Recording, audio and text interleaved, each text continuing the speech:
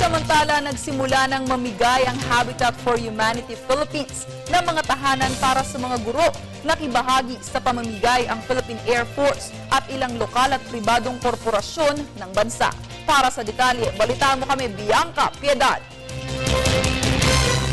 Malaking bagay para sa sinuman ang magkaroon ng disenteng tahanan na matatawag mong pag-aari. Kaya naman hindi maitago ni Teacher Army ang luha ng saya sa pagkakatanggap nila ng kanyang pamilya ng susi sa kanilang bagong tahanan sa Humanity Bistecville sa Payatas, Quezon City.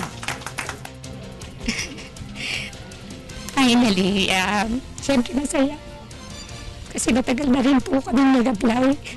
Lagi po kami sinasabihan na maghintay lang, pasensya. Pero sa wakas po, finally meron na po kami sarili namin bahay. Kabilang si Teacher Army sa mga gurong nabiyayaan ng bagong tirahan ng Habitat for Humanity Philippines o HFHP Housing Program. Masaya naman po yung pakiramdam kasi habang gumagawa kami, sabay-sabay kasi kasama ko po yung mga tsuhin ko na gumawa rito, na inimbitahan ko po sila. Kaya masaya rin po, masayang nakakapagod.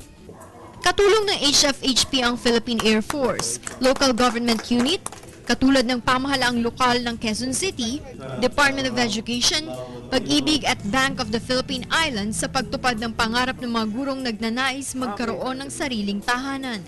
Kaya we're very happy that aside from the informal settlers, marami tayong public school teachers nandito ngayon because kasama sa pag-unlad ng isang komunidad is yung formation ng values nila.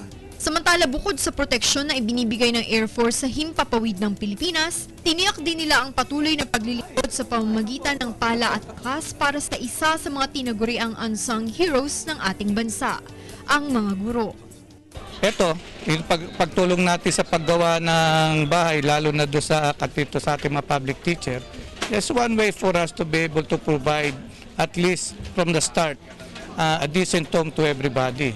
Ngayon, pag kami sariling bahay, siyempre medyo mas maganda yung karangalan mo, medyo na-elevate yan kasi meron ka ng something na pwede pagmalaki.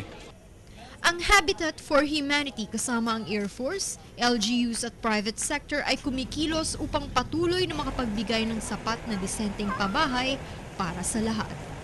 Para sa Telebisyon ng Bayan, Bianca Piedad.